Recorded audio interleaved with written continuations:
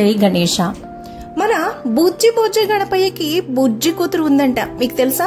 నాకు తెలిసిన ఈ రహస్యాన్ని మీ అందరితో షేర్ చేసుకునే ప్రయత్నమే ఈ వీడియో. అసలు గణేశుడు కూతురు ఎవరు, ఆమె పేరు ఏంటి, ఆమె ఎలా పుట్టింది, ఇలా ఎన్నో అద్భుతమైనటువంటి రహస్యాల గురించి తెలుసుకుందాం రండి. Welcome back to my channel Anu devotional voice. నేను మీ అను.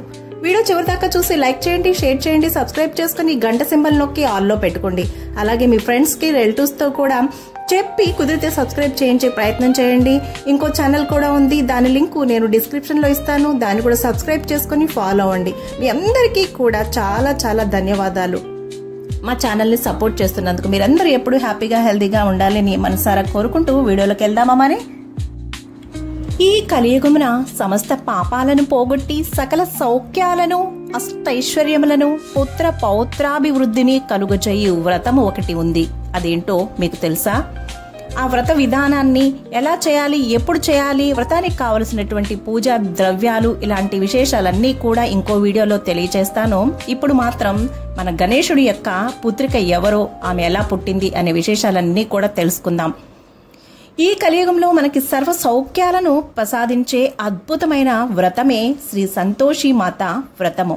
పూర్వము ఒకనాడు విఘ్నేశ్వరుడు శివధ్యాన యోగశక్తిచే అఖండ ఆనంద భరితుడై ఉండగా వారి నేత్రముల నుండి, అంటే మన గణపతి యొక్క నేత్రములు కళ్ళ నుండి ఒక మహోజ్వలమైనటువంటి జ్యోతి ప్రజ్వరిల్లి ఒక కమలమునందు నిలిచింది, ఒక కలువ పువ్వు నందు నిలిచింది.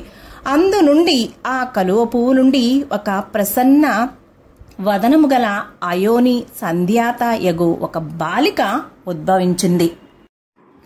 అలా మన విఘ్నేశ్వరుడి యొక్క మహోజ్వలమైనటువంటి జ్యోతి ప్రజ్వలించడం వల్ల ఉద్భవించినటువంటి ఆ బాలిక యొక్క త్రిభుజములలో ఖడ్గము, శూలము, ఒక క్షీరామృత పాత్ర ఉండెను.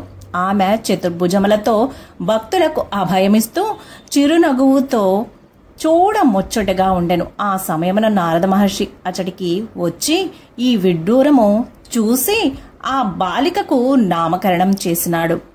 ఆ బాలిక పేరే శ్రీ సంతోషి మాత. విన్నారు కదండి? అలా మన గణపతి యొక్క కళ్ళ నుండి ఉద్భవించినటువంటి అమృతమూర్తి, చక్కని తల్లి, సౌందర్య రాశి, మన కుటుంబాలలో సంతోషాన్ని నింపే సంతోషి మాత మన గణపతి యొక్క కూతురు అని తెలుసుకున్నారు కదండి. అయితే ఆ సంతోషి మాత వ్రతాన్ని ఎలా ఆచరించాలి, వ్రత కథ ఏంటి, వ్రతానికి కావలసినటువంటి పూజా ద్రవ్యాలు ఏంటి, వ్రత నియమాలు ఏంటి, ఏ వారాన్ని పూజ మొదలు పెట్టాలి, ఏ వారంలో పూజను ప్రారంభించాలి, ఎన్ని వారాలు చేయాలి, ఇలాంటి వీడియోస్ అన్నీ కూడా నెక్స్ట్ వీడియో ద్వారా తెలియజేస్తాను.